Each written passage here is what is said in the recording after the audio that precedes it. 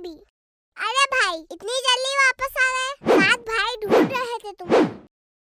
मैं मेरा बैग भूल गया था, मैं खेलने जा रहा हूँ, भाई को मत बताना प्लीज। 7 भाई जल्दी आओ। हाँ रुकिए सऊद भाई। जी 7 भाई कहाँ जा रहे हो? भाई हमारा मैच है आज, इसीलिए जा रहा था। तो इन्फॉर्म तो करना चाहिए। और हाँ तुमने नल भी खुला छोड़ दिया और कल आधा पानी पीकर फेंक दिया और वो साइकिल धोकर पाइप भी खुला छोड़ दिया। क्या तुम्हें पता है पानी वेस्ट करना कितना गलत काम है?